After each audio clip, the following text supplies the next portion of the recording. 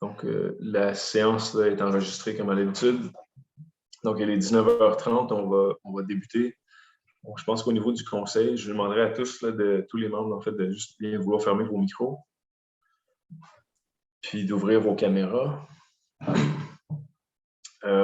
Puis il nous manque encore... je vois que Caroline est arrivée. Est-ce que Daniel a pu se joindre à nous? Oui, OK, c'est bon. Donc, tous les membres sont présents. Il est 19h30. Là. Evelyne, il y a combien de participants? 14. Il y en a 14. Oui. Excellent. Parfait. Donc, on va commencer par l'adoption de l'ordre du jour. Au niveau des... Bon, oui, évidemment, il y aura la période de questions, l'adoption du procès-verbal du 22 novembre, les documents déposés, la déclaration des intérêts et opinions de tous les membres du Conseil, 2 rapports d'audit de la CMQ, adoption du budget, programme triennal d'immobilisation. Là, je mentionnerai un point d'information par rapport à ça.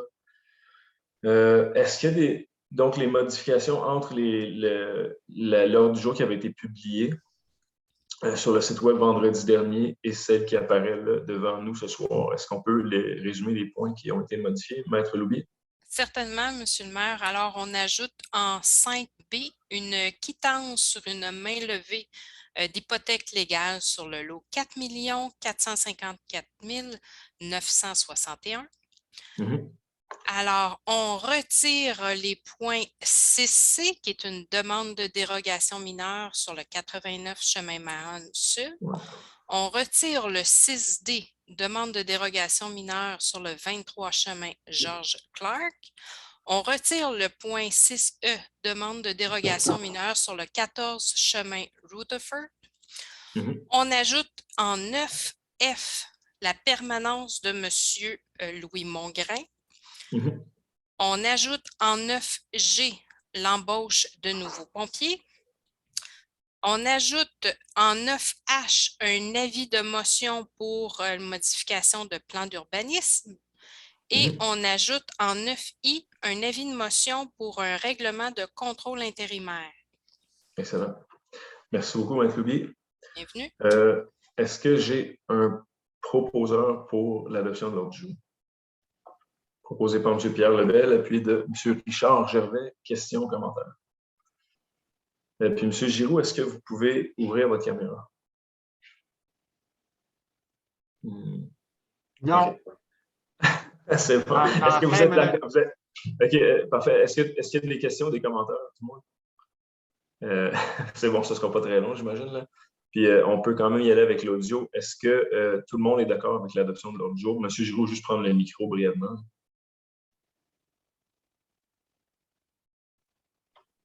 La réponse est oui. Excellent, parfait. Donc, c'est adopté. Oui, M. Beausoleil. Ah oui, très bon point, Francis. Oui, on allait. C'est bon. Oui, soutien, en fait, puis on va l'ajouter à la direction générale. Puis, excusez-moi, le titre de la résolution. Merci du rappel, je ne l'avais pas noté. Appui au conseiller Francis Beausoleil, ensuite tiret CA de Transcolline. Donc, ce sera en 9J, appui au conseiller Francis Beausoleil, trait d'union, CA, conseil d'administration de Transcolline. Oh, avec un EAU, mais bon. Ouais, désolé. Il n'y a pas de problème, ça va aller. Donc, tout le monde est d'accord avec ça. C'est adopté à l'unanimité. Puis on va tout de suite y aller à la période de questions. Je rappelle à tous là, que pour ce qui est de la période de questions, les interventions là, sont de 3 minutes au plus par intervenant. Vous devez vraiment formuler une question. Puis si jamais on n'a pas le temps de régler toutes les questions dans la première période de questions de 20 minutes, il y aura une seconde période de questions. Là. Vous pourrez vous poser vos questions. Puis juste commencer en vous nommant le prénom et nom. Est-ce qu'il y a des questions, Evelyne? La première, c'est John Leach. Oui. Bonjour, M. Leach. Leach, je vous écoute. Vous pouvez activer votre micro. M'entendez-vous? Oui, très bien, merci. Oui, je vous entends. Bonsoir et tout d'abord, permettez-moi de féliciter M. le maire et les conseillers et conseilleuses pour leur succès à l'élection récente. We look forward to the new council supporting all efforts to reinforce municipal responsibilities to protect our lakes. As you know, over the years, Lac Gauvreau is not getting better. We've been choking in Eurasian milfoil and from nutrients caused by shoreline mismanagement. Cyanobacteria blooms, which are often a health hazard, are not even being investigated anymore, as apparently that's a new normal.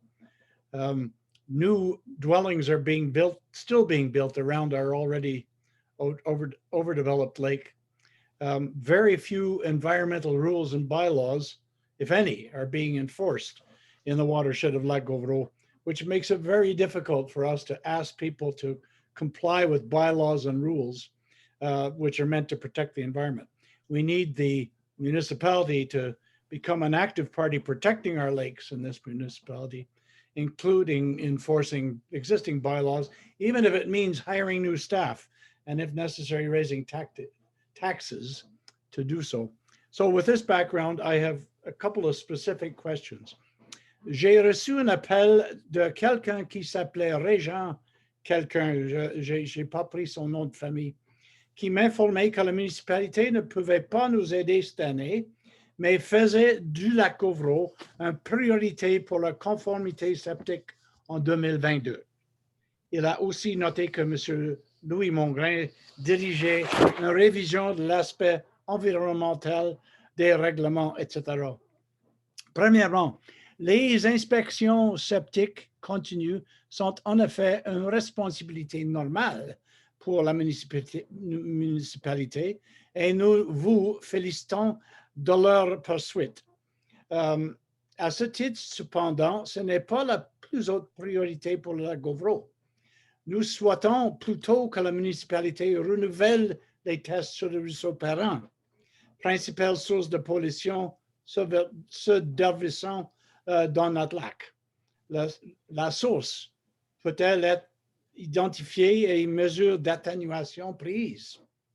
I should point out that until 2014, the municipality did tests along the Perron Creek. At present, thanks to the Fond Vert, we can resume comprehensive testing in the lake itself and at a key Perron Creek junction. Phosphorus and E. coli are both very high there. Deuxième, la question de révision des règlements. Nous aimerions y participer. Comment est-ce qu'on peut l'arranger? Ce sont nos questions. OK. Ben, écoutez, par rapport à... bon, il y a eu mention de quelques éléments. Là, puis merci, M. Leach, de votre implication là, au sein de l'Association du Lac Gauvreau. Là. À mes collègues, là, je note que c'est 3 minutes par intervenant. Donc, la période qui pose la question, M. Leach pose la question en environ un peu moins de 3 minutes. Puis je vais essayer de faire de même pour répondre. Oui, il y a eu des échanges entre la direction générale de la municipalité et l'Association du Lac Gauvreau. Vous aviez déposé un plan d'action en 2021, au début de 2021, auquel on a tardé à répondre. Puis, la recommandation, en fait, ce qui découle de l'analyse en cours par la direction générale, c'est, à ma connaissance, la direction générale va proposer au conseil de prioriser, en fait, l'inspection de la conformité des installations septiques sur le territoire en priorisant des milieux où il y avait clairement des enjeux environnementaux. Par rapport au ruisseau Perrin, c'est une suggestion que vous faites que je pense qu'il nécessite une décision à l'échelle du conseil. Je comprends que l'Association du Lac Gauvreau n'a pas l'autorité pour aller marcher le long d'un terrain qui n'appartient pas en bout de ligne. Là. Donc, est-ce que c'est quelque chose qu'on pourrait faire en 2020 et en 2022? Là, ben, ce sera à être analysé par le conseil. Là. Je ne peux pas prendre la décision pour le conseil. Par rapport à... puis d'ailleurs, je serais curieux de comprendre qu'est-ce qui a amené la municipalité à arrêter les tests là, vous dites, en 2014. De bien comprendre les enjeux par rapport à ça. Puis ensuite, par rapport à la révision réglementaire, on vous rappellerait, on a déposé un plan de travail sur toute la révision du règlement de zonage, en fait, du plan d'urbanisme et du règlement de zonage. Ça, c'était en juillet 2021. C'est un plan qui s'échelonne sur une bonne période de temps. Là, il y a déjà eu, c'est un plan en 3 phases. Il y a déjà eu complétion là, de la première phase, puis le reste va suivre à partir en 2022 jusqu'à, on estime à peu près la mi-année 2023. C'est un exercice qui est assez exhaustif. Là. On a un règlement de zonage qui date de 2003. Puis, par définition, là, toute modification et révision de règlement de zonage, selon la loi sur l'aménagement et l'urbanisme, ça doit passer par une série de consultations. Sachez qu'on a déjà des écrits, des rapports, en fait, des recommandations de la BVD7. La BVD7 avait formulé des recommandations lors d'un travail qu'elle avait fait en 2019, là, qui avait pour but de un peu mettre la table au partenariat qui existe entre la municipalité et l'organisation de bassin versant des 7. Et des recommandations qui avaient été faites à ce moment-là qui touchent entre autres certains éléments réglementaires. Fait que sachez que l'Association du Lac-Gauvreau, tous les citoyens, toutes les associations de la municipalité de la pêche là, vont être appelés à commenter, à faire part de leurs commentaires et de leurs préoccupations lors de la révision réglementaire.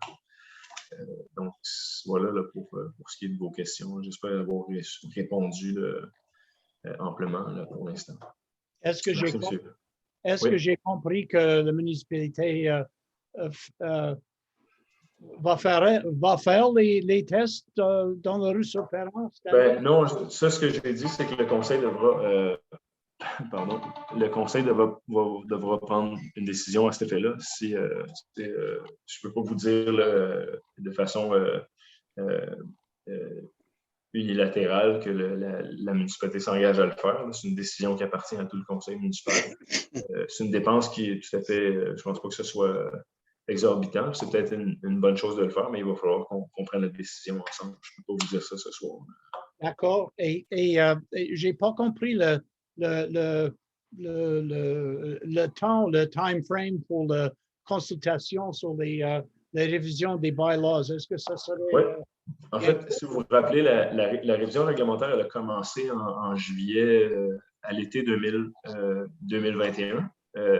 Puis il y a déjà eu des consultations à ce moment-là. Puis il y en aura tout au long du processus de révision. On ne peut pas faire tout ça dans une bouchée. Si vous voulez aller voir le procès-verbal de la séance de juillet 2021, vous allez voir le calendrier qui avait été adopté, le plan de travail qui avait été adopté par le conseil à ce moment-là. Ça va vous donner une bonne idée. Puis il y a des consultations systématiquement là, sur la quasi-totalité des éléments qui apparaissent dans le plan de travail là, selon ce que dit la loi sur l'aménagement et l'urbanisme. OK, donc, merci. Puis ça fera plaisir, M. Leach, d'en discuter personnellement avec vous. Là, si vous voulez bien comprendre la démarche qui s'en vient, là, je prendrai le temps. Là, vous êtes un bon ambassadeur auprès des associations. Donc, je prendrai le temps de vous expliquer le plus clairement possible de ce qui s'en vient en matière de révision réglementaire. Merci. Merci de votre leadership. Prochaine question. Je pense que c'est Colline Martin. Oui. Bonsoir, Madame Martin. Je vous écoute. Bonsoir, vous m'entendez bien? Oui, je vous entends bien. Bonjour. Alors, je suis Colline Martin et je représente à titre de vice-présidente l'Association des résidents du domaine des Bois-Francs. Cette association regroupe les résidents du chemin Fortin à Marchand. Je vous parle ce soir d'une demande pour un parc municipal sur le chemin Fortin. Considérant que, selon le rôle d'évaluation de la municipalité est propriétaire du terrain situé au 84 Fortin. C'est le lot 6 302 880 et ce, depuis 1992. Alors, ça fait environ 30 ans. Ce terrain ayant été cédé par le promoteur Serge Fortin lors de la phase 1 du lotissement du chemin Fortin. Et c'est conformément au règlement de lotissement de la municipalité de la Pêche. Alors, selon ce règlement, tout propriétaire d'un terrain faisant l'objet d'une opération cadastrale doit respecter l'une ou l'autre des conditions suivantes. Alors, soit s'engager à céder gratuitement à la municipalité un terrain qui, selon l'avis du conseil, convient à l'établissement d'un parc ou d'un terrain de jeu ou au maintien de l'espace naturel, soit verser un montant en argent ou céder du terrain et verser de l'argent. Et la superficie du terrain devant être cédée ou la somme versée est fixée à 10 de la superficie ou de la valeur du terrain faisant l'objet de l'opération cadastrale. Alors, le promoteur, Serge Fortin, aurait également versé un montant d'argent à la municipalité en 2017 lorsqu'il aurait loti les 4 nouveaux lots de la boucle située à la fin du chemin Fortin. Et c'est adjacent au lot dont je vous parle ce soir, celui désigné pour un parc municipal. Un rappel que la somme d'argent versée par le promoteur doit représenter 10 de la valeur du terrain qu'il cherchait à lotir. Alors, ça pourrait être dans les environs de 25 000 $. Considérant que ce même règlement oblige le terrain cédé ne peut être utilisé que pour l'établissement d'un parc ou d'un terrain de jeu ou pour le maintien d'un espace naturel, tout montant d'argent versé fait partie d'un fonds spécial. Considérant que l'avant-dernier conseiller municipal du district numéro 4 avait suggéré aux membres de notre association que le chemin Fortin devait être municipalisé avant qu'un parc municipal puisse être construit, considérant que le chemin Fortin est municipalisé depuis 2016 et considérant qu'il n'y a aucun parc entre le projet Biron et le centre communautaire de Wakefield, considérant qu'il y a plusieurs jeunes familles sur le chemin Fortin et dans les environs, notamment le secteur Est du district municipal numéro 4, les membres de l'Association des résidents du domaine des Bois-Francs se questionnent à savoir quand vous pensez aménager un parc municipal sur ce terrain. Nous désirons vous informer que lors de la prochaine rencontre du conseil municipal, celui du 17 janvier, nous prévoyons déposer une pétition et une ébauche de projet afin de démontrer l'intérêt communautaire dans notre secteur pour un tel parc municipal. Merci. Merci, Madame Martin. Écoutez, puis là, ce que je comprends, c'est que bon, vous avez fait un préambule. Là, maintenant, ce soir, votre question, en fait, vous m'annoncez revenir au conseil lors du 17 janvier avec un ébauche d'un plan et puis une pétition. Oui. Donc, vous ne me posez pas une question immédiatement, là. Ben, c'est juste pour vous annoncer notre intention, puis pour que vous soyez au courant que c'est vraiment c'est dans nos intentions de faire ceci. Excellent. Écoutez, je vous remercie là, de venir nous informer de la démarche. Puis je comprends que vous avez une bonne connaissance du dossier. Là. Si je pouvais, puis j'ai très hâte de voir la suite de vos démarches. Là. Évidemment, à la pêche, on a une politique, c'est fier partenaire, puis il n'y a rien de plus, je pense, gratifiant pour un conseil municipal de voir l'implication des citoyens à toutes les échelles de la municipalité, hyper locale ou à l'échelle municipale ou régionale ou provinciale, etc. Donc, c'est toujours une bonne chose de voir des secteurs comme ça qui ensemble, se rallient derrière des enjeux qui les touchent. Je vous invite, entre-temps, à voir la municipalité, on s'est doté, bon, vous avez raison, on a un règlement constitue un fonds, le fonds FRGPTQ. Bon, peut-être que je suis en train de massacrer l'acronyme, mais un fonds qui est renfloué par lorsqu'il y a des projets de lotissement, etc., sur le territoire municipal. Puis vous avez raison. Dans le cas du, bon, je vous crois sur parole par rapport à ce que vous avez dit sur l'historique du dossier. Maintenant, la municipalité, à ce jour, elle possède environ une dizaine de parcs qui ont fait l'objet d'améliorations au fil des décennies.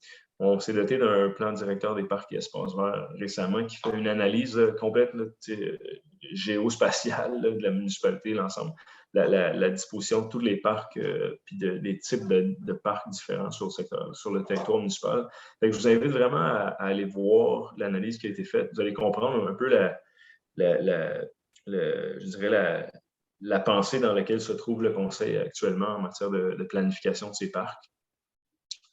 Puis on peut voir, évidemment, on va regarder votre dossier, mais il faut comprendre qu'on a devant nous aussi un enjeu qui touche la disposition des parcs, l'accès aux différents parcs, la redondance de certains parcs aussi. Puis c'est la gestion de tous ces actifs-là, éventuellement, là, dans la considération des besoins. Donc, nous, on va se faire un plaisir de regarder ce que vous allez nous déposer en janvier.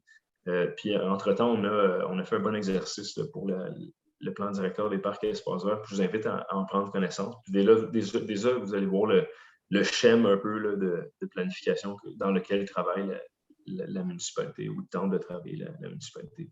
Mais merci de votre présence au conseil municipal ce soir. Puis, je vous revois le 17 janvier. Puis, je vous souhaite entre-temps de joyeuses fêtes. Merci pareillement. Evelyne, je ne sais pas s'il y a d'autres. Oui, nous avons une question de M. Thierry Boyer. Bonsoir, M. Boyer. Je vais ouvrir votre micro, excellent. Je vous écoute. Oui. D'abord, félicitations au conseil et vous connaissez ma préoccupation par rapport à la transparence de l'information. J'aurai 2 points à aborder et à savoir est-ce que le conseil est capable de prendre des engagements sur ces points. Le premier, je reconnais que souvent d'un point de vue administratif, on peut avoir besoin d'avoir des réunions spéciales. Il y en a eu énormément l'année dernière. Mais par contre, elles ne sont pas toujours...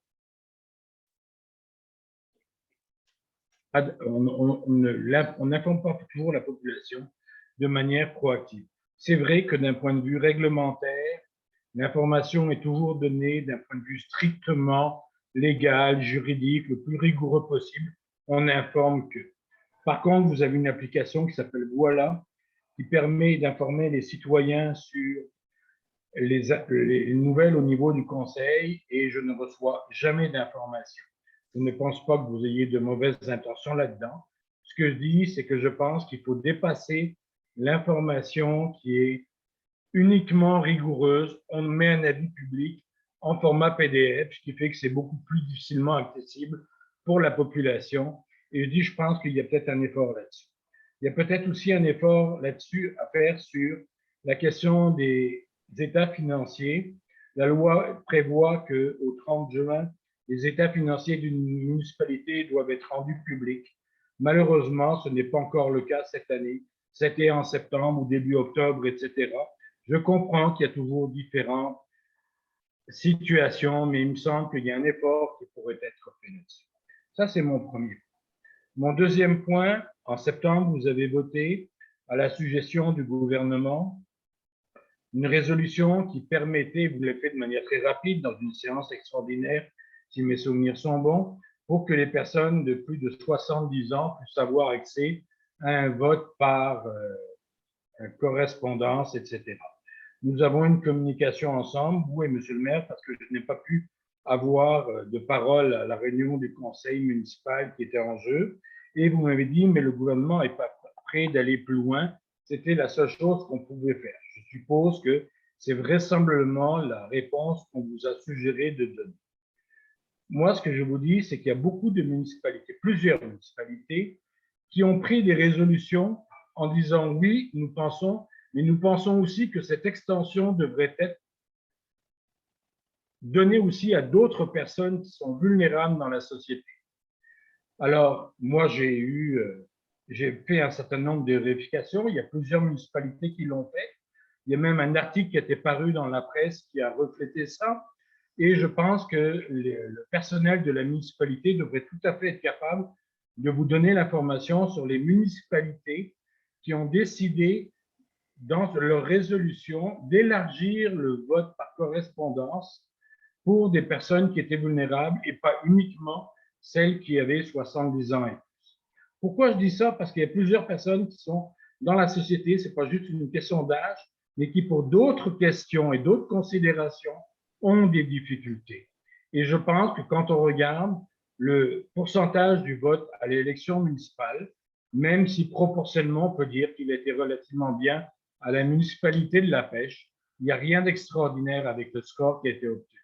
Donc, mes deux préoccupations sont à nouveau sur l'information donnée aux citoyens et quels sont les mécanismes que la municipalité va mettre en place pour favoriser le vote de la population. Oui. Écoutez, d'une part, là, pour ce qui est des... Puis merci, M. Boyer. J'essaie de répondre le plus rapidement possible. Je ne sais pas, on en est où là, dans les 20 minutes. J'essaie de...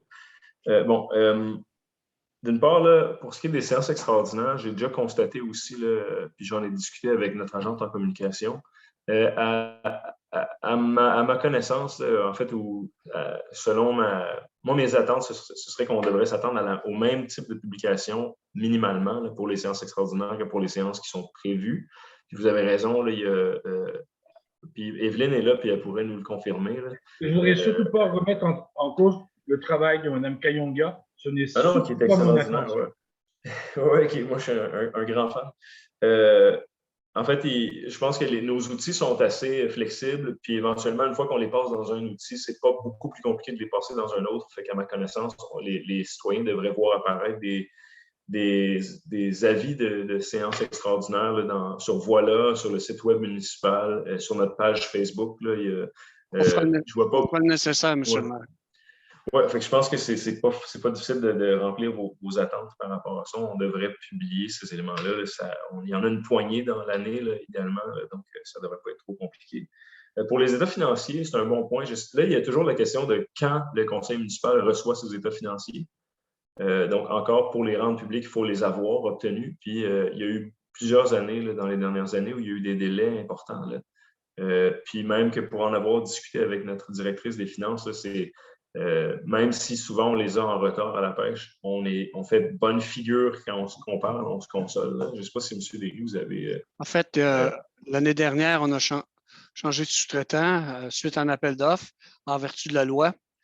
Et on n'avait pas... Enfin, les gens qui ont fait les audits ont reconnu qu'ils ont eu plus de difficultés et que cette année, ça devrait être différent. Il faut reconnaître que dans l'ensemble des municipalités au Québec, les municipalités qui respectent le deadline sont en minorité, on va le dire comme ça. Ouais. Alors, ce n'est pas une raison pour ne pas le faire. Là. On met énormément de temps et d'énergie à l'interne pour que ça soit produit dans les délais. C'était strictement, malheureusement, une question de ressources et de temps pour le sous-traitant qui a réalisé l'audit. Merci, M. Derry. Par rapport à la question des élections, moi, je pense que oui, c'est frappant. C'est encore plus frappant. Dans un deuxième mandat, on a peut-être une perspective différente sur le processus électoral. Puis j'ai eu le temps, cette fois-ci, de m'attarder plus précisément, là, plus en détail sur comme tout l'appareil électoral, comment ça fonctionne. Puis, oui, il y a un constat à faire sur le taux de participation, c'est malheureux. Puis, il y a aussi des changements qui sont nécessaires, là, qui devront être pris en considération dans les prochaines années. Là. Je pense juste, je ne sais pas si vous vous rappelez des conversations, puis c'est juste un exemple. Je comprends très bien votre question sur le vote par anticipation, le vote par correspondance, etc. Le Conseil pourra y réfléchir, voir ce qui est possible lorsqu'on retourne en élection dans 4 ans. Peut-être que la COVID, là, il y aura des éléments différents à considérer à ce moment-là. Peut-être qu'il y aura moins de contraintes, on l'espère, dans 4 ans. Maintenant, on en avait parlé juste au niveau de la carte électorale, du district électoraux. C'était clair quand on regardait les cartes la dernière fois qu'on les a reconduites, qu'on aurait à procéder lors d'un prochain mandat à la révision des cartes, étant donné le poids démographique relatif des différents districts. Donc, c'est juste un exemple de questionnement. Un exemple je suis désolé. Un exemple d'un des enjeux sur lequel le Conseil devra s'attarder dans les prochaines années, en ce qui touche le processus électoral. Puis il y a eu aussi c'était une première fois où on avait une élection du préfet. Puis ça aussi, on a clairement entendu que c'était pour une première fois, c'était dans bien des cas incompris. Là. Donc, je prends votre question en bonne note, là, puis on pourra, le Conseil discute des éléments qui touchent les élections municipales, on va pouvoir le considérer à ce moment-là. Puis j'espère je pense qu'on aura tout intérêt à regarder ces choses-là avant l'année électorale. Entre autres, là, si on pense juste à la révision de la carte électorale, c'est mieux qu'on fasse ça plus tôt que plus tard. Là, on le voit maintenant, je le vois de l'intérieur à quel point le processus électoral est lourd pour une organisation municipale. Puis donc, on a tout intérêt à être plus près que moins. Puis j'ai aussi été assez je ne sais pas si ça a toujours été comme ça, mais j'ai trouvé que la cadence exigée par la province là, entre, mettons, les moments où les municipalités reçoivent de l'information puis les moments où cette information-là doit se traduire par des actions puis de la transmission d'informations aux citoyens, j'ai trouvé que c'était déraisonnable dans certains cas. Je ne sais pas si c'est dû à la situation avec la COVID, mais si ce n'est pas dû à la situation avec la COVID, c'est inacceptable à mon avis. Je pense qu'il doit y avoir une meilleure planification du processus électoral entre la province et les municipalités. Bien, merci de votre présence continue au Conseil, M. Boyer, puis on pourra y revenir. Je ne sais pas s'il y a d'autres questions. Je suggère qu'on aille de l'avant avec la rencontre. S'il y a d'autres questions, on pourra y aller. OK, excellent. Donc, adoption du procès-verbal. Les membres du Conseil ont reçu une copie du procès-verbal de la séance du 22 novembre. Est-ce qu'il y avait je ne sais pas si tout le monde est un proposeur pour son adoption. M. Lebel, bon, proposé par M. Claude Giroux, appuyé de Mme Caroline Larocque. Est-ce qu'il y a des questions ou des commentaires? Est-ce que tout le monde est d'accord? Donc, c'est adopté à l'unanimité. Dans les documents correspondance et information, il y a la déclaration des intérêts pécuniaires des membres du Conseil, de tous les membres, en fait. Là, les derniers se sont rajoutés. Donc, toutes les déclarations sont déposées. Puis, juste faire une petite note là, par rapport au dépôt du rapport d'audit de conformité de la commission municipale. Donc, la pêche, là, puis pour être bien transparent avec vous, là, on constate comme, dans le fond, c'est l'équivalent d'une non-conformité reliée à l'adoption du budget et du programme triennal d'immobilisation en décembre 2020. Par souci de transparence, là, on avait, lors de l'adoption du budget et du PTI, on avait, dans le fond, voulu dire, ben, voici les dépenses, voici les investissements à long terme, puis on avait voulu inclure dans cette même séance de présentation-là et d'adoption-là l'adoption du règlement sur la taxation et la tarification, de dire, ben, voici les dépenses, voici les investissements, donc budget, PTI et règlement sur la taxation et la tarification, pour dire, pour que dans une seule et même séance, l'adoption de tous ces documents-là qui sont reliés les uns avec les autres. Puis, la commission a fait une analyse qui est vraiment noir sur blanc des faits, puis dit non, le budget et le PTI doivent faire l'objet d'une séance distincte. Donc, on n'avait pas le droit d'adopter notre règlement sur la taxation et la tarification. Lorsqu'on le fait, ça aurait dû faire partie d'une séance distincte.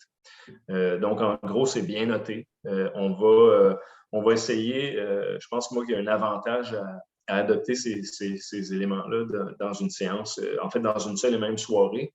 Mais pour le faire, il faudrait systématiquement ouvrir une séance, la fermer, ouvrir la prochaine séance, la fermer. Voyez-vous, on doit faire en sorte que l'adoption de ces documents-là se fasse dans des séances distinctes, mais ça peut être le même soir. Donc, c'est vraiment une formalité. Ce n'est pas une erreur qui est plus grave que ça, là, puis on va s'ajuster. Donc, voici pour les documents déposés. Par rapport, justement, M. Boyer posait la question séance extraordinaire. Sachez que le Conseil prévoit, là, malheureusement, en revenant d'élection, il y a des choses qui déroulent assez rapidement, mais on prévoit une séance extraordinaire le 20 décembre qui se fera en téléconférence. Par contre, pour l'adoption du budget du plan triennal, le Conseil prévoit une adoption, comme c'est prévu lors d'une année électorale, là, une adoption au retour des vacances des fêtes là, vers la fin janvier. Puis il y aura évidemment publication de ces informations-là dans les prochaines semaines. Ensuite, en finance en 4, autorisation de paiement des factures d'octobre et novembre. Une somme totale de 2 millions, donc de 2 mois consécutifs, 2 569 620,15 $. Les membres ont analysé la liste des factures lors du comité général du 29 novembre. Est-ce que j'ai un proposeur? Proposé par M. Francis Beausoleil et appuyé de M. Pierre Lebel. Est-ce qu'il y a des questions ou commentaires? Est-ce que tout le monde est d'accord? Donc, juste faire un signe bien clair que vous êtes tous d'accord. Donc, c'est adopté à l'unanimité. Merci. En 4C, excusez-moi, en 4B, autorisation de paiement des factures décembre 2021 janvier 2022. Donc là, on s'en va vers un congé des fêtes, puis la séance ordinaire est prévue pour le 17 janvier. Donc, il y a quand même des factures qui doivent être payées aux fournisseurs entre la période des fêtes et la séance du 17 janvier. Donc, on fait une autorisation, on permet, comme c'est prévu par délégation de pouvoir, l'autorisation des paiements des factures pour les mois de décembre et janvier 2022. Puis tout ça fera l'objet d'une résolution là, lors de la séance du 7 février 2002. Du 7 février 2022, ouais. Est-ce que ça ne devrait pas dire la séance du 17 janvier, M. Derry? Parce qu'il y a une séance le 17 janvier. Oui, mais je ne pense pas que la liste de comptes va être finalisée pour le 17 janvier. Si elle l'était, elle sera soumise, mais j'en douterais fort. OK. C'est la raison pour laquelle. Dans le pire des cas, séance ordinaire du Conseil du 7 février 2022. Voilà. Est-ce qu'il y a un proposeur? Proposé par M. Daniel Meunier, appuyé de Mme Pamela Ross. Question, commentaire? Parfait. Donc, est-ce que tout le monde est d'accord? Donc, c'est adopté à l'unanimité. Puis on se rappelle qu'on avait procédé un peu de la même façon lors de la période électorale. Donc, c'est vraiment une mesure qui est extraordinaire. Cette fois-ci, c'est dû aux fêtes, au congé des fêtes.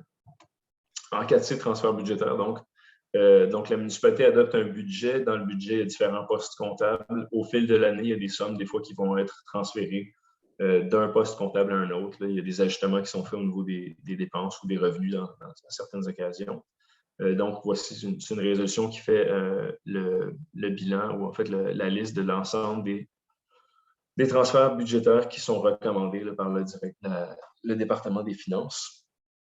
Est-ce que, puis bon, comme je l'expliquais, il y a aussi un élément qui touche la modification des revenus projetés. Là. On vient préciser plus bas, M. Derry. Dans le fond, que des revenus qui étaient en service de formation passent maintenant à service incendie. Est-ce qu'il y a un proposeur pour l'adoption des modifications budgétaires? Proposé par M. Claude Giroux, appuyé de M. Francis Beausoleil. Est-ce qu'il y a des questions ou des commentaires? Est-ce que tout le monde est d'accord? Donc, c'est adopté à l'unanimité. Annulation de taxes ou frais, droit de mutation. Donc, une demande d'annulation de taxes qui a été faite pour la propriété portant le matricule, bon, qu'on voit à l'écran, le 5166 93 91 54. Ici, ça touche, c'est un élément très précis là, de la loi concernant les droits sur les mutations immobilières.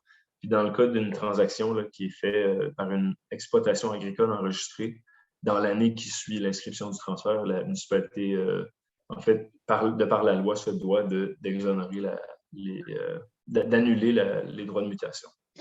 Donc, est-ce que j'ai un proposeur pour l'annulation, proposé par M. Daniel Meunier, appuyé de M. Pierre Lebel? Est-ce qu'il y a des questions ou commentaires? Est-ce que tout le monde est d'accord? Donc, c'est adopté à l'unanimité. En 4E, bon, ristourne pour les exercices 2017, 18 et 19, assurance de la mutuelle des municipalités du Québec. La municipalité est membre d'une mutuelle qui a été fondée par une batterie de municipalités il y a quelques décennies. C'est maintenant intégré à la Fédération québécoise des municipalités. La municipalité, non seulement elle est assurée par la MMQ, mais elle autorise aussi l'assurance de certains partenaires municipaux sous la couverture de la municipalité. Donc, il y a des organisations du territoire qui bénéficient de la couverture d'assurance municipale. Évidemment, c'est payé, c'est défrayé par les différentes organisations. Puis, étant donné qu'il y a une ristourne, non seulement une ristourne à la municipalité, mais une ristourne proportionnelle aussi aux différents partenaires qui sont sous la couverture de la municipalité, qui est proportionnelle au montant total de la police d'assurance de la municipalité. Donc, vous voyez ici l'ensemble des montants qui seront retransférés là, suite à la ristourne aux différents partenaires. Est-ce que j'ai un proposeur pour autoriser les versements? Proposé par M. Claude Giroux, appuyé de M. Francis Beausoleil. Est-ce qu'il y a des questions ou des commentaires? Est-ce que tout le monde est d'accord? Donc, c'est adopté à l'unanimité. En 4F, radiation de taxe foncière prescrite. Donc, nous avons reçu copie d'un jugement pour une prescription acquisitive le 27 janvier 2021 pour la propriété au matricule qui apparaît à l'écran. le 2863, bon, etc. La propriété a été retirée de la vente pour non-paiement de taxes à la suite en 2020, suite à la publication du jugement, et le montant recouvrable a été acquitté. Un montant résiduel de 1876,71 incluant les intérêts n'a pu être recouvré par le protonotaire dû à la prescription avec la recommandation de Maître Beaulieu et de radier les taxes prescrites. Donc, est-ce que j'ai un proposeur pour la radiation? Proposé par M. Francis Beausoleil, appuyé de M. Richard Gervais. Est-ce qu'il y a des questions ou commentaires? Est-ce que tout le monde est d'accord? Donc, c'est adopté à l'unanimité. En 4G, annulation de chèques. Donc, ça arrive presque à tous les mois. Des chèques doivent être annulés, sont perdus, périmés ou erronés. 3 chèques qui apparaissent à l'écran. Est-ce que j'ai un proposeur pour leur annulation? M. Richard Gervais, puis M. Francis Beausoleil. Questions, commentaires? Est-ce que tout le monde est d'accord?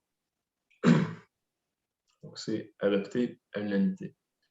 En 4H, achat et remplacement d'équipements informatiques.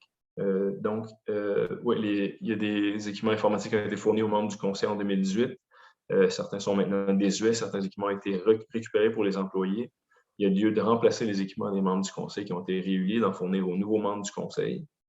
Donc ici, le groupe DL nous a soumis des prix pour des portables et des tablettes avec clavier selon les disponibilités sur le marché actuellement, tenant compte des pénuries mondiales d'équipements en lien avec l'augmentation du télétravail en 2020. Donc, on peut bénéficier de prix qui sont plus concurrents maintenant. Si on attend après la période des fêtes, on risque de se retrouver devant des prix qui ont beaucoup changé, puis certains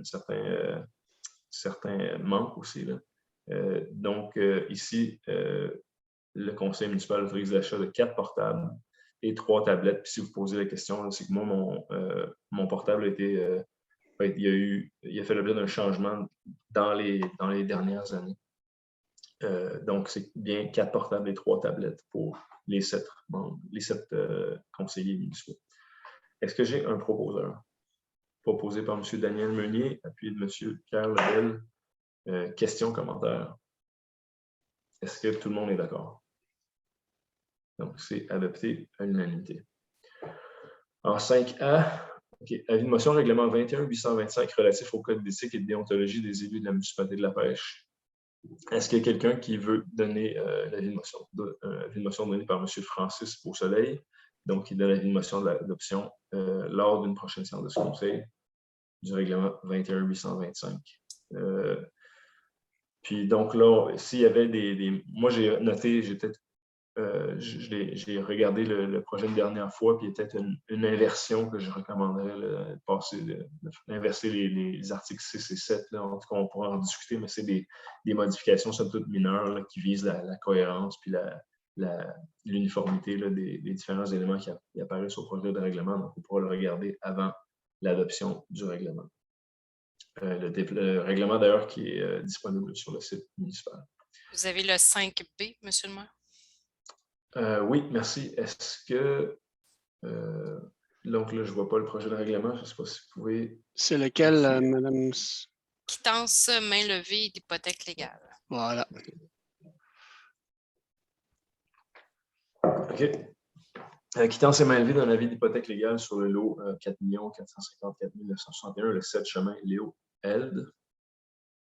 La municipalité avait procédé à l'inscription d'un avis d'hypothèque légale résultant d'un jugement publié le 19 septembre 2003. Oh, c'est un dossier qui chemine. Donc, le propriétaire a acquitté toutes les sommes qui étaient réclamées au terme de l'acte. Pour les années concernées par l'hypothèque, un projet de quittance et main levée nous a été transmis par l'entremise d'un notaire représentant le client concerné, et ça aux frais du propriétaire. Donc, ici, la proposition, c'est de tout simplement libérer l'hypothèque. De libérer l'hypothèque, parfait. Est-ce que c'est assez clairement stipulé? Dans le fond, on vient d'autoriser la signature de tous les documents nécessaires. On n'a pas besoin de restipuler, c'est pour... non, l'objet du titre est là. L'objet du titre est là, donc c'est OK, parfait. Est-ce que j'ai un proposeur? Proposé par M. Beausoleil, proposé par M. Claude Giroux, appuyé de M. Francis Beausoleil. Est-ce qu'il y a des questions ou commentaires? Est-ce que tout le monde est d'accord? Donc, c'est adopté à l'unanimité. En 6H, annulation assurance vélo service incorporé. Ici, il y avait juste une chose que j'ai remarqué en début de journée. Ici, on devrait spécifier que c'est le chemin Riverside à la pêche et le chemin de la rivière à Chelsea. Et éventuellement, c'est le même chemin, mais à la pêche, on a un autre chemin de la rivière qui n'est pas concerné par les vélos dimanche. Là. Donc, on pourra juste préciser, ça devrait se lire comme sont prévus sur le chemin Riverside par la municipalité de la pêche en 2022 et le chemin de la rivière par la municipalité de Chelsea en 2022 et en 2023. Là. Donc, vous voyez le jeu, c'est un seul et même chemin, mais qui porte deux noms différents dans les deux municipalités.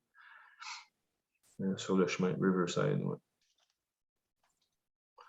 Puis, l'idée ici, c'est d'annuler la couverture d'assurance de vélo-service, le groupe qui est responsable de la sécurité lors des vélos dimanche qui n'ont pas eu lieu depuis la pandémie, mais ensuite qui vont pas pouvoir avoir lieu étant donné les travaux prévus par les deux municipalités. Est-ce que j'ai un proposeur? Proposé par M. Daniel Meunier, appuyé de M. Richard Gervais. Est-ce qu'il y a des questions ou commentaires? Est-ce que tout le monde est d'accord? Donc, c'est adopté à l'unanimité. En 6B, acceptation définitive de la phase 2 du chemin Francis. Donc, il y a un protocole d'entente sur les travaux municipaux qui a été autorisé entre la municipalité et les promoteurs Jean Meunier et Ginette Meunier, en vertu de la résolution 19-235 pour la phase 2 du prolongement du chemin Francis. Donc, en vertu de l'article 4.2 de la liste d'entente, les promoteurs ont fourni un cautionnement de montant de 15 000 sous forme de chèque visé, donc remboursable suite à l'acceptation définitive des travaux. Le but de cette résolution-là, c'est d'accepter les travaux comme étant conformes, les travaux de la phase 2.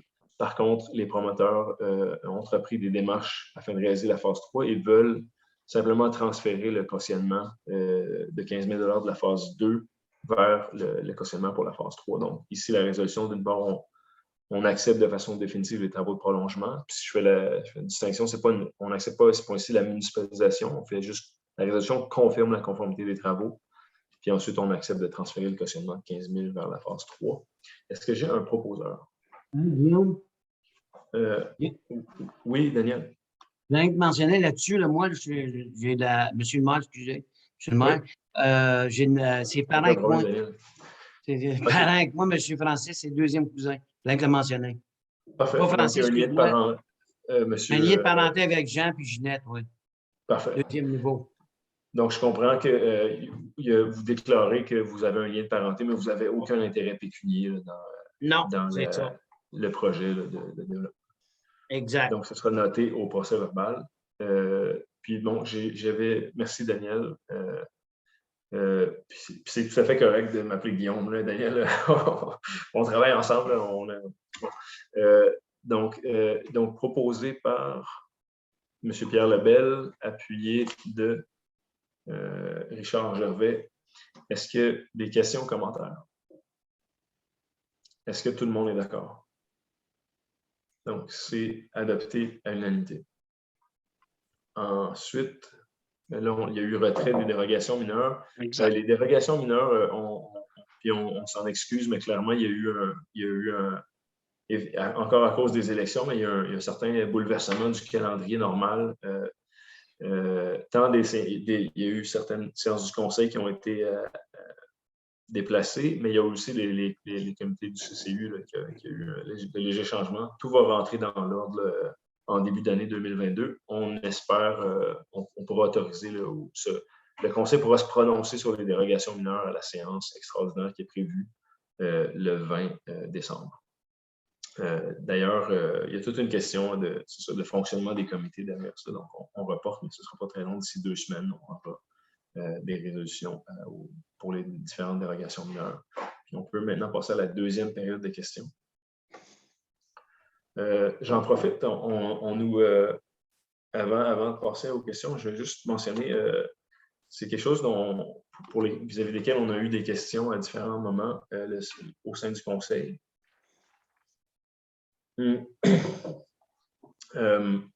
Le Conseil, oui, on a on a des comités qui font des recommandations au conseil municipal, des différents comités qui sont spécifiques. Il y a aussi un comité plénier où participent tous les membres du conseil, puis un comité général qui a lieu avant la séance du conseil. Puis en comité général, on passe en revue tous les projets de résolution et de règlement qui feront l'objet de décisions lors de la séance publique. Puis oui, à ce moment-là, les conseillers émettent leurs différents commentaires, positions par rapport aux différentes résolutions et projets de règlement. Éventuellement, on a une approche qui se veut très... on recherche le consensus, on travaille ensemble, on considère les points de vue de tous les membres du conseil. Puis c'est souvent le cas lorsqu'on arrive en séance publique que quand je pose la question, est-ce qu'il y a des questions ou commentaires? Les conseillers ne sentent pas vraiment le besoin de s'exprimer davantage sur les différentes résolutions ou les différents règlements.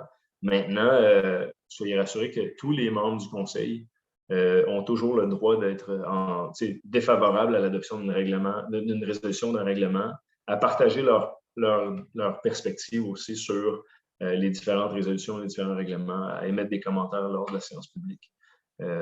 Donc, ça n'arrive pas souvent, mais c'est un droit que je rappelle à tous mes collègues. Vous avez absolument le droit d'utiliser lors de l'adoption de chacune des résolutions, chacun des règlements qui figurent aux séances publiques. Puis ça fait en sorte qu'éventuellement, les séances sont plus rapides. On ne voudrait pas passer 4 ou 5 heures à débattre de différentes résolutions. Parce que ce ne serait pas très productif, là, à mon avis. Je ne sais pas s'il y a là-dessus, je ne sais pas s'il y a des questions. Oui, il y a une question de M. Nicolas Broder. Oui, M. Broder, je vous écoute. Oui, vous m'entendez? Oui. Je vous entends très bien.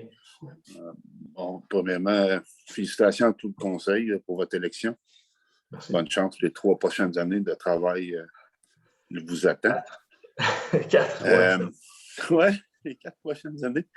Ouais. Moi, j'aimerais ça confirmer que les producteurs forestiers vont avoir l'appui du conseil municipal pour renverser le transfert du fardeau fiscal sur nos immeubles. Ouais. On arrive à une période de mise à jour du rôle d'évaluation et de la tarification. Vous avez l'occasion de moduler le taux de taxation pour les boisés forestiers privés, dont la gestion est encadrée par des plans d'aménagement, puis pour nous encourager à la mise en valeur. Et présentement, le prix du bois et nos capacités de vente sont très réduites, donc il est temps de faire de l'aménagement et d'investir. Ouais, là-dessus, regardez, moi j'ai pris connaissance, le conseil, on entre, on revient d'élection, on prend le temps nécessaire, on commence les rencontres concernant le budget dans les semaines qui suivent. Puis comme je l'expliquais, le budget va être adopté au retour en janvier. On a jusqu'au 31 janvier. On doit aussi adopter un règlement révisé sur la taxation et la tarification. Moi, j'ai pris connaissance du dossier qui touche les boisés aménagés. Puis personnellement, puis là, je parle en mon nom personnel, moi, je suis favorable à ce qu'on inclut au taux distinct des entreprises agricoles enregistrées, la notion des boisés aménagés.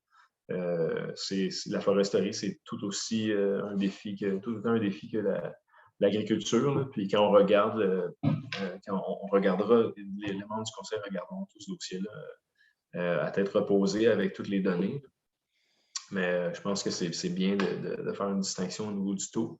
Maintenant, vous avez mentionné aussi, moi j'entendais dans votre question, toute la question, l'élément qui touche le dépôt du rôle triennal. Puis soyez assurés, l'information a été communiquée aux citoyens de la pêche, le dernier en moyenne pour si on regarde entre autres les propriétés de la catégorie résiduelle, qu'on appelle en jargon les résidences, puis les villégiatures, etc. En moyenne, on voit une augmentation lors du dépôt du rôle triennal d'environ 13 à 14 %.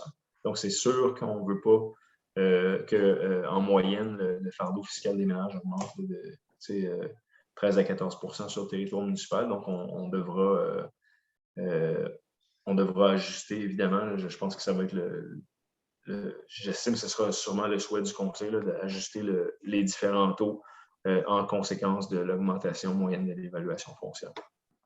Mais puis c'est une décision là, qui fera l'objet de conversations dans les prochaines semaines, comme je vous dis, qui sera incluse, qui devra faire partie du règlement révisé sur la tarification et la taxation. Mais merci de votre question, M. Brodeur. Je ne sais pas si vous aviez d'autres questions. Non, c'est bon, je vous remercie. Parfait. Est-ce qu'il y a d'autres questions, Evelyne? Non, il n'y en a pas. Parfait. Excellent. Donc, on va poursuivre avec le point 7A, mandat à l'Union des municipalités du Québec. Achat regroupé de chlorure utilisé comme abat poussière pour l'année 2022. C'est moi, j'ai achat dans la gorge. C'est la température, le chauffage, etc. qui commence. Donc, ici, on a vu, là, dans les dernières années, on a pris part à des achats regroupés, donc récemment pour les pneus, mais il y en a eu là, pour différents achats là, en acquisition là, par le processus d'acquisition regroupé par l'Union des municipalités. Ici, c'est pour le calcium là, qui est appliqué comme abat poussière l'été pour évidemment limiter l'impact de la poussière générée par le trafic, etc.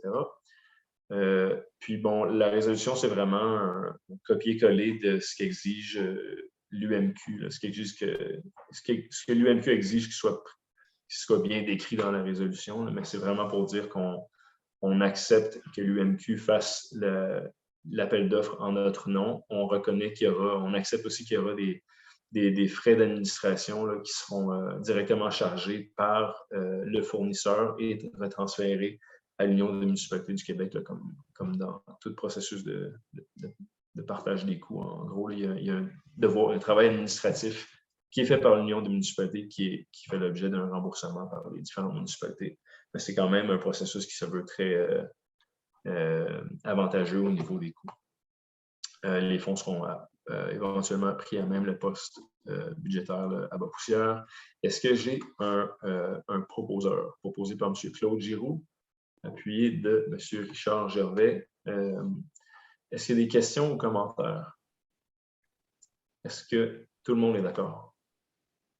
Donc, c'est adopté. M. Lebel, c'est ce que vous êtes d'accord avec ça? C'est adopté à l'unanimité. Merci, M. Lebel. En 7B, abrogation des résolutions 21-272 et 21-271 pour le regroupement des deux demandes de prise en charge et la modification du mode de répartition des coûts pour l'entretien hivernal des chemins du lac Chip, d'Inel, Labrador et des Roches. En gros, on a un règlement, la municipalité peut accompagner, en échange d'un pourcentage de frais administratifs là, sur les différents contrats de déneigement d'entretien hivernaux.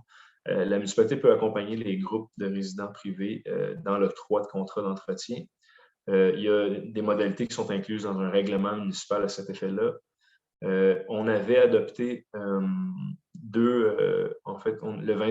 20 septembre dernier, on avait adopté 2 résolutions. Finalement, il y a eu des communications entre l'administration puis les groupes visés. Ils nous ont d'une part demandé de regrouper ensemble 2 groupes de chemins privés, puis de revoir le mode de répartition des coûts. Parce qu'il y avait dans les modes qui avaient été...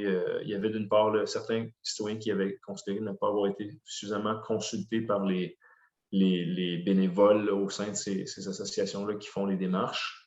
Puis, on considérait qu'il y avait un avantage. Là, il y avait certaines répartitions qui étaient inéquitables.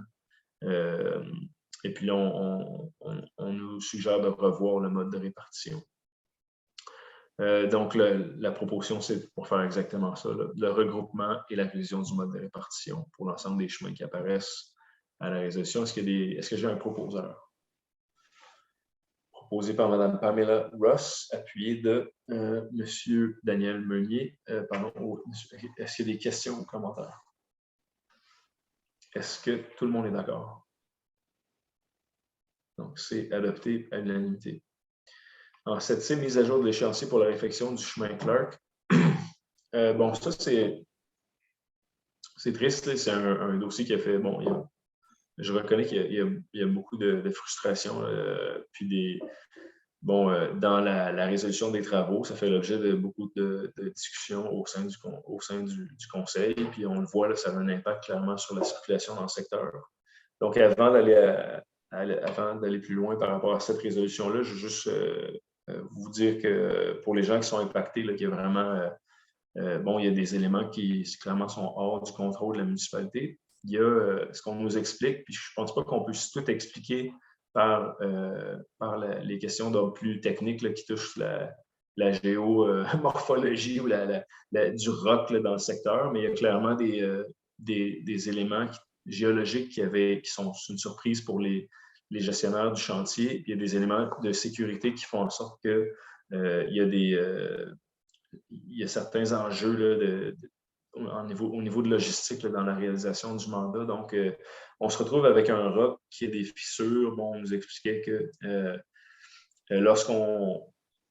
typiquement, on vient influencer le fissurage du roc en planifiant le dynamitage, mais là, il y a tellement de fissures que c'est très difficile de planifier comment le roc va réagir au dynamitage. Donc, il y a des délais qui sont reliés vraiment à cette espèce d'instabilité-là, toutes ces fissures-là. Il y a une surveillance aussi accrue qui est faite dorénavant par un géologue dans la gestion du chantier. Mais bref, le chantier est plus complexe que prévu, prend plus de temps. Il y a eu des arrêts considérables tout au long du chantier. On espère que les travaux malheureusement ne seront pas complétés. Il ne semble pas que les travaux vont être complétés d'ici la fin de l'année, mais vont être complétés, on l'espère, au retour du printemps. On va s'assurer évidemment de faire en sorte que l'ancienne section du chemin Clark soit praticable et sécuritaire là, jusqu'à ce que le chantier soit complété. Là. Mais l'objet de cette résolution-là, c'est vraiment d'informer le ministère des Transports et le ministre, M. François Bonnardel, de notre intention de terminer les travaux autorisés avant le 29 juillet 2022. Il faut comprendre que les travaux ont fait l'objet d'une subvention dans le programme d'aide à la voirie locale, puis que pour maintenir cette subvention-là, on doit confirmer au ministre Bonnardel qu'on va bel et bien réaliser les travaux. Les travaux sont en cours, mais ils prennent plus de temps que prévu. Donc, c'est vraiment une formalité. J'ai une question de Mme Pamela Ross. C'était plutôt un commentaire, je ne voulais pas Ouais. interrompre, Non, mais je pense que c'est très important de passer le message que M. Gervais, pas juste de la part des citoyens de quartier 7, mais de tous les citoyens de n'importe où qui prend le chemin Clark, que M. Gervais, depuis le début, travaille très fort pour assurer que les travaux s'avance de façon... je parle mes mots, là, mais... Oui, je comprends. Non, clairement... ce que je veux dire. C'est important de le dire, je pense. Tout à fait. Richard, depuis le début, rapporte des éléments qu'il observe sur le chantier parce que Richard, on sait, habite le secteur. Puis, moi, on me rassure que la communication est bonne entre l'entrepreneur et le service des travaux publics de la municipalité, mais il y a quand même eu certaines problématiques, puis on ne peut pas tout expliquer par rapport au ROC. Là. Il y a eu, entre autres, certaines failles là, par rapport à la gestion de la circulation, entre autres. Là. Puis, clairement, il y a eu des arrêts de travaux, des fois, qui étaient très difficiles de s'expliquer. Donc, on espère que ça somme par en tout cas, c'est plus long que prévu, mais ça arrive. Monsieur Lebel. Oui, ce n'est pas une virgule, mais dans le deuxième paragraphe des considérants, oui. À l'intérieur d'une période de 12 mois, à partir. C'est dans quel considérant, mettons, à partir du haut, c'est quel considérant, M. Lebel? Le deuxième. OK. On a-tu des modalités? 12 mois. De 12 mois. Ah oui, à partir. Oui, c'est merci beaucoup. La date d'émission de la lettre d'annonce du ministre soit le 8 octobre 2020. Merci. Donc, ici, c'est simplement de demander une demande de prolongation. Est-ce que j'ai un proposeur? Proposé par M. Richard Gervais, appelé de Mme Pamela Ross. Est-ce qu'il y a d'autres questions ou commentaires? Est-ce que tout le monde est d'accord? Donc, c'est adopté à l'unanimité. Merci. En 8, là, vous me rappellerez s'il y a des sujets qui n'apparaissent pas là, sur le PDF. Là. Donc, en 8A, Donc, ici, c'est des demandes récurrentes qui sont faites pour l'aide financière pour la formation des pompiers. La gestion de la formation passe par le responsable du schéma de couverture d'incendie à l'échelle de la MRC. Donc, on envoie la demande à la MRC qui, elle, ensuite la transmet au ministère de la Sécurité publique. Puis, la formation fait l'objet de transferts budgétaires à l'échelle municipale. C'est pour former en fait, c'est pour former les pompiers dans les formations prescrites là, de base. Madame Ross, vous avez encore la main levée. Est-ce que c'était... C'est bon. Est-ce que j'ai un proposeur donc proposé par M. Richard Gervais, appuyé de M. Pierre Lebel? Est-ce qu'il y a des questions, commentaires? Pour autoriser la demande d'aide financière, ça va, donc c'est adopté. Est-ce que tout le monde est d'accord? Donc, ça va, c'est adopté à l'unanimité. En 8B, achat d'une pompe forestière et accessoires pour feux de forêt. Donc, il y a eu une recherche de prix pour le comité de sécurité, en fait, par le service d'incendie de sécurité civile. Ici, on nous explique là, au département au service d'incendie que, donc, d'une part, on le voit, il y a une augmentation, en fait, il y a une augmentation, oui, des événements de feux de forêt, de feux de broussailles, parce qu'on s'est relié au changement climatique, évidemment. Donc, il est possible que les municipalités, en fait, nous, on considère que c'est important que les municipalités se préparent des fois à ce qu'il y ait des délais entre le contact de la feu et puis son arrivée soit plus grand. Et puis, il y a quand même des interventions qui sont faites par les services d'incendie municipaux, qui sont compensées par la SOPFEU, par la province éventuellement.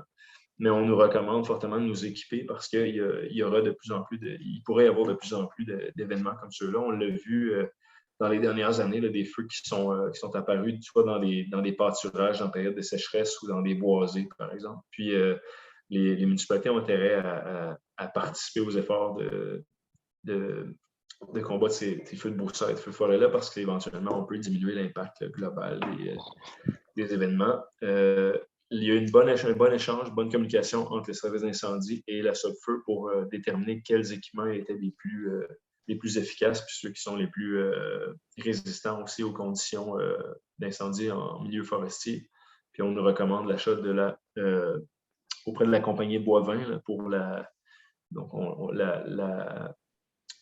pompe de marque Waterax, puis les accessoires, les mêmes accessoires qui sont utilisés par SOPFEU.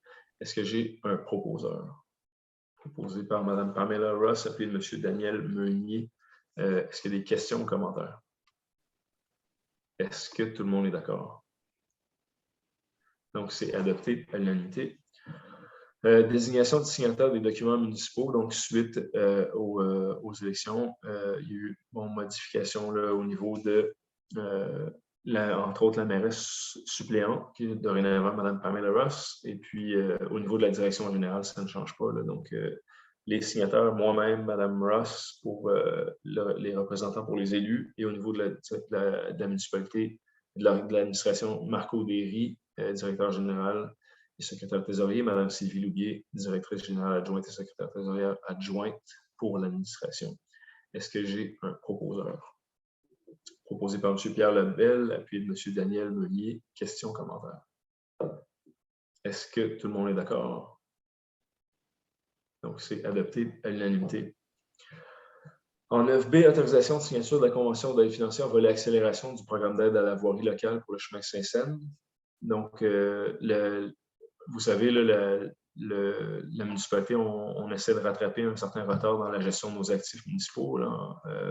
Oui, il y a des questions au niveau des bâtiments, des parcs, mais il y a clairement aussi des enjeux au niveau de certaines routes publiques, certains chemins municipaux. Puis, il y a des ponceaux d'envergure qui sont présents sur le territoire municipal. On sait, on en a remplacé quelques-uns dans les dernières années. Là, où il y en avait un sur Riverside. Il y en avait un sur Burry. Les ponceaux qui font l'objet d'analyse actuellement puis de démarches de remplacement. Il y a un ponceau énorme sur Kennedy et puis le dernier sur Saint-Saëns. Donc, on a obtenu confirmation d'un soutien financier pour le ponceau sur Saint-Saëns et on doit, avant d'aller plus loin, là, confirmer notre intention là, d'aller de l'avant avec la réalisation des travaux. On confirme notre engagement à faire réaliser les travaux admissibles. Est-ce que j'ai un proposeur? Proposé par M. Francis Beausoleil, appelé M. Richard Gervais. Puis on mentionne là, l'attribution par le ministre, c'est d'une aide maximale de 705 725 $. Puis il reste encore évidemment, ça, c'est des sommes qui sont analysées. Je pense que c'est corrigez-moi, M. Derry, mais on fait des estimations qu'on soumet au ministère. Exact. Puis ensuite, on doit aller en appel d'offres, évidemment, puis on espère que les prix obtenus respectent les estimations qui sont effectuées.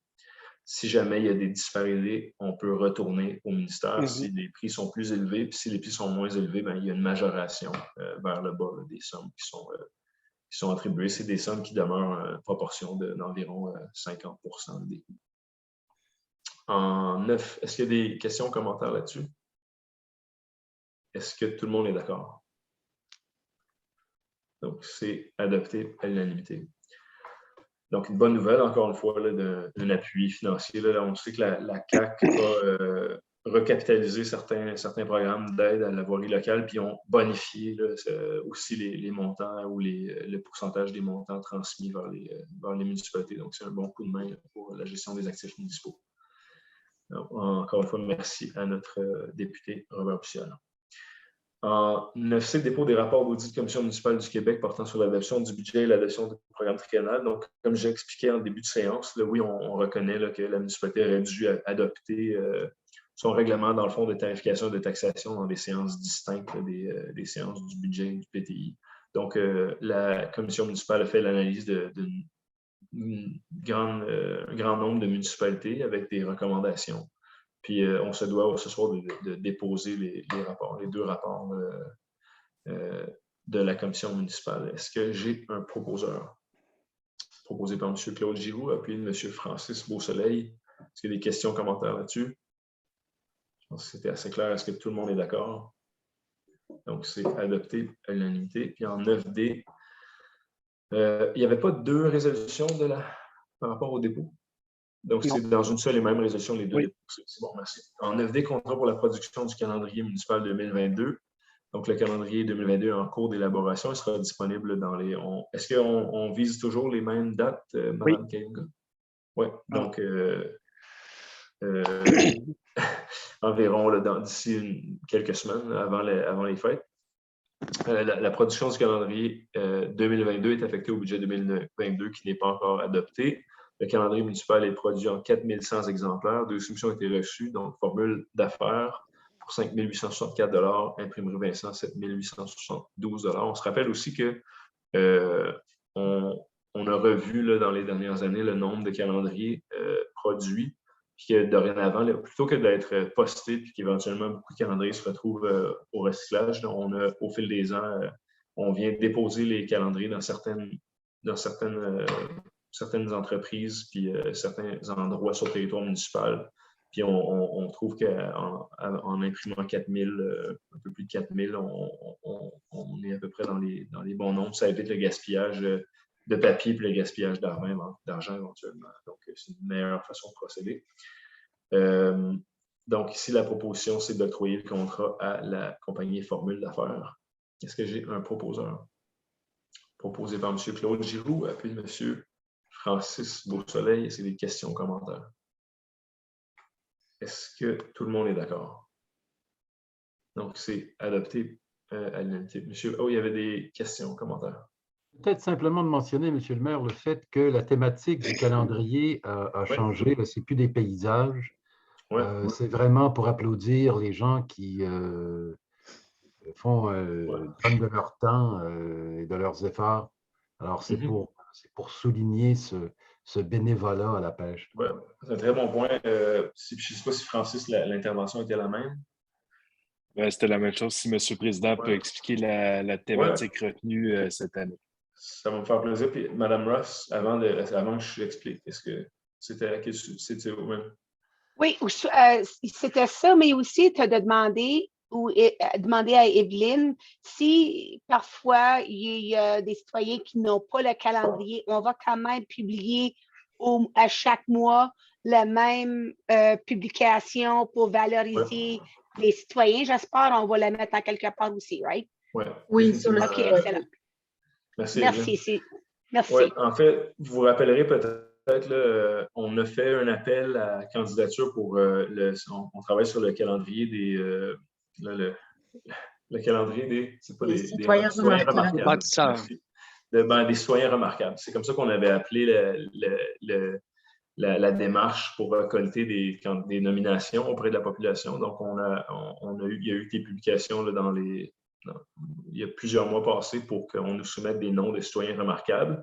Puis vraiment, ça rentre dans l'approche faire partenaire. On reconnaît à la pêche la contribution de toute une batterie de bénévoles, entre autres, qui s'impliquent dans plusieurs organisations, mais aussi de leaders locaux en entreprise ou ailleurs qui font en sorte que la pêche, on a un milieu de vie extraordinaire, puis une communauté extraordinaire avec des services, puis des services communautaires, puis des entreprises qui font en sorte qu'on a une belle vie citoyenne. Puis le calendrier, plutôt que, d'aller chercher des images, ça peut devenir un peu redondant au fil des ans, des images du territoire. On le voit tous les jours, le territoire, mais des fois, on connaît moins les gens qui l'habitent, qui l'occupent. Fait que l'idée ici, c'était d'aller souligner à chaque mois la contribution d'un groupe de citoyens ou d'entreprises locales ou d'individus qui s'impliquent à différents niveaux dans la vie communautaire, puis d'aller informer les citoyens à travers tout ça de tout le travail qui est réalisé par ces groupes-là, d'aller souligner là, cette participation à la vie municipale. Là. Puis c'est une première, puis moi, je pourrais en avoir, on en a vu ensemble, les membres du conseil, certains extraits. C'est vraiment toute une façon de reconnaître l'implication. On a fait une soirée de reconnaissance, une journée de reconnaissance à l'automne dernier, puis ça rentre dans le même filon. C'est tellement important pour les municipalités de reconnaître tout le travail qui est fait à différents niveaux. C'est impossible, c'est impensable, c'est physiquement impossible de répéter ce que fait les citoyens de notre municipalité là, pour la vie en communauté. Là. On pourrait pas, sans eux, on ne pourrait pas émuler ça là, à l'échelle d'une municipalité. Donc, c'est vraiment une façon de souligner cet apport-là. Puis ça va être un très beau produit éventuellement. Puis on espère. Est-ce qu'Evelyne, est-ce que je peux me permettre, est-ce que c'est bien, on vise toujours? Oui. C'est une date approximative? On vise avant les fêtes. Avant les fêtes, OK. Avant les fêtes, comme ça. C'est bon, on espère que le plus rapidement possible, oui. Merci. Excellent. Donc, est-ce que là-dessus, on avait un proposeur en plus, est-ce que tout le monde est d'accord? Donc, c'est adopté à l'unanimité. En 9E, demande de report de la date d'adoption du PTI. Donc, ici, le conseil, puis moi, c'est mon opinion, puis je pense aussi que c'est la recommandation. En fait, c'est la recommandation de M. Derry, mais ici, l'objet de la résolution, c'est de venir informer le ministère des Affaires municipales de notre intention d'adopter le PTI lors de l'adoption du budget et non pas de le faire avant l'adoption du budget. Donc, au code municipal, on vient dire que lors d'une année électorale, le conseil peut reporter au 31 janvier suivant l'année électorale l'adoption de son budget. Mais ce serait un peu, dans les circonstances, nous, le conseil préfère prendre le temps nécessaire pour adopter son budget et son PTI au même moment, là, éventuellement, parce que les deux sont reliés. Là. C'est drôle, il y a une exception qui existe dans le code municipal pour l'adoption du budget, puis ce n'est pas le cas au niveau du plan triennal. Donc, ici, on viendrait là, clairement communiquer au ministère des Affaires municipales le report de la date d'adoption du programme triennal de mobilisation. Puis, on juste noté qu'ici, c'est pas un élément qui avait fait l'objet d'une mention dans les rapports qui ont été déposés ce soir. Les rapports qui avaient été déposés ce soir, c'est qu'on avait inclus des éléments qui ne doivent pas. Les budgets doivent être adoptés lors d'une séance spécifique à l'adoption du budget. Puis on avait adopté d'autres éléments qui ne doivent pas y apparaître, celui de Donc ici, c'est pas la même idée, là. C'est vraiment juste de reporter l'adoption du PTI en janvier 2022. J'ai une question de M. Pierre Lebel. Seulement, Monsieur le maire, préciser la signification de l'acronyme PTI pour les gens qui nous... On parle bien du programme triennal d'immobilisation.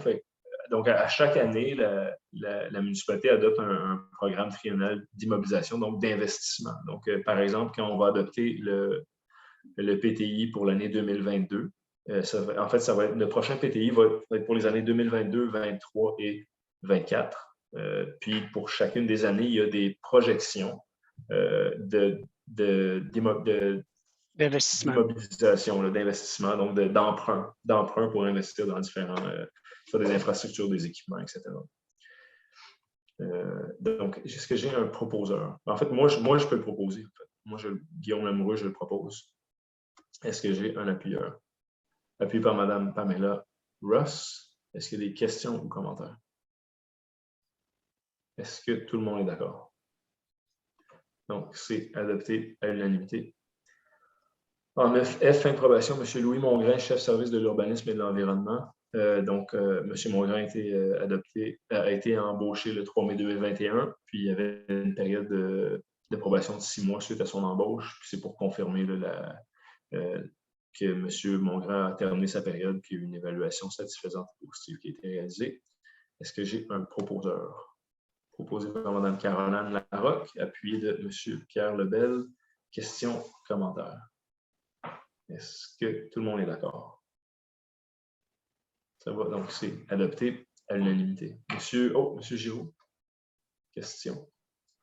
Oui, suite à l'adoption, est-ce que le nom de notre employé, c'est Lamoureux? Si c'est une adoption, c'est quoi son nom de famille? Ah, c'est bon. Ah oui, je comprends. Ouais, c'est bon. OK, elle est bonne. C'est correct. C'est pas pire. On s'en rappellera. Merci. Donc, c'est adopté à l'unanimité. C'est correct. Ça change ça met un peu de piquant. En 9G, embauche à l'essai de 2 nouveaux pompiers. On a reçu les candidatures pour rejoindre les services d'incendie de M. Andrew Wilson et M. Sylvain Corriveau à titre de pompiers à l'essai. Puis la résolution, c'est pour leur embauche. Leur embauche est suivie d'une période d'essai d'au moins 6 mois, suite à laquelle il y aura confirmation de la réussite de leur période de probation. Est-ce que j'ai un proposeur? Proposé par M. Richard Gervais, appuyé de Mme Pamela Ross. Questions, commentaires? Est-ce que tout le monde est d'accord? Puis la toute dernière, donc c'est adopté à l'unanimité. Pardon. Ensuite, la résolution, je l'ai... Ah oui, excusez-moi. En 9G, avis de motion, règlement de contrôle intérimaire régissant l'abattage d'arbres. Est-ce que ça ne doit pas être fait suite à l'avis de motion par rapport au plan d'urbanisme? Non, hein? Ça ne dérange pas. OK. Donc ici, on se rappellera, le 4 octobre dernier, le Conseil a adopté une résolution de contrôle intérimaire régissant l'abattage d'arbres et l'allocation de courte durée. Donc, puis l'objectif éventuellement, c'est d'inclure les nouveaux éléments qui apparaissent dans cette résolution-là à notre règlement de zonage. On se rappelle, on a dit qu'on adopterait une résolution de contrôle intérimaire dont la durée de vie de 90 jours.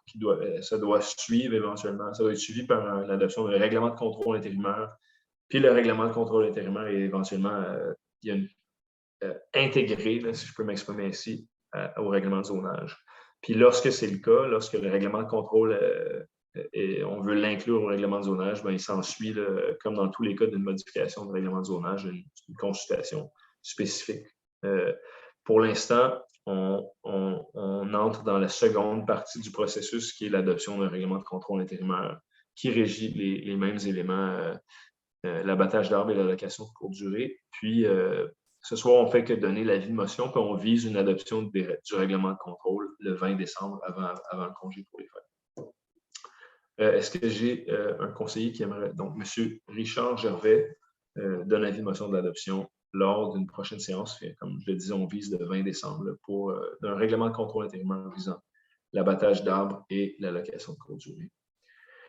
Maintenant, en 9, Monsieur le maire, c'est que je les ai présentés dans l'ordre inverse. Je suis désolé. OK. Donc, à l'ordre du jour, là, en fait, c'est bien F et ensuite 9G, il n'y a pas de problème. Donc, là maintenant, ceci étant dit, là, pour adopter un règlement de contrôle intérimaire, la municipalité doit être dans le processus de révision de son plan d'urbanisme. Si on se rappelle, le plan de travail qui avait été déposé en juillet dernier, là, dans les prochaines phases qui allaient suivre, on veut revoir toute une série de règlements municipaux, les réviser, mais aussi adopter de nouveaux règlements. Mais maintenant, pour adopter un règlement de contrôle intérimaire, il faut qu'on soit en train de de réviser notre plan d'urbanisme. Fait que c'est vraiment juste une question là, administrative. Là. On ne peut pas adopter un règlement de contrôle intérimaire sans donner un avis de motion, sans avoir donné un avis de motion pour la révision de notre plan d'urbanisme. Fait que maintenant, on donne un avis de motion pour le règlement modifiant le plan d'urbanisme, le révisé 03-428. L'avis de motion, la révision du règlement, c'est pour intégrer les nouvelles limites des périmètres d'urbanisation. Je précise maintenant, là, même si c'est juste un avis de motion, les nouvelles limites des périmètres d'urbanisation sont identifiées dans le schéma d'aménagement qui lui a été adopté en début d'année 2020. Schéma d'aménagement révisé, de développement révisé de la MRC des collines de l'Outaouais. Puis de toute façon, pour les gens qui seraient préoccupés, toute modification au plan d'urbanisme, évidemment, vont faire l'objet d'une consultation là, en bonne et due forme. Là. Donc, est-ce que j'ai quelqu'un qui veut donner avis de motion? L'avis de motion est donné par M. Claude Giroux, que lors d'une prochaine séance, puis là, je ne sais pas si ce sera en décembre. Là, dans ce cas-ci, ça pourrait aller à plus tard. Séance d'un règlement modifiant le plan d'urbanisme révisé 03-428 pour intégrer les nouvelles limites des périmètres d'urbanisation. Rapidement, on a 2 périmètres d'urbanisation à la pêche. Il y en a une dans le secteur de Sainte-Cécile-de-Macham, puis une à Wakefield. Donc, dans le schéma d'aménagement, les limites de ces 2 périmètres-là sont révisées.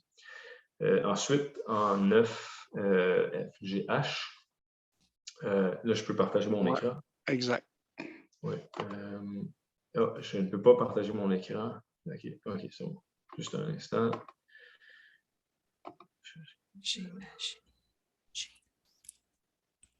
Juste un instant.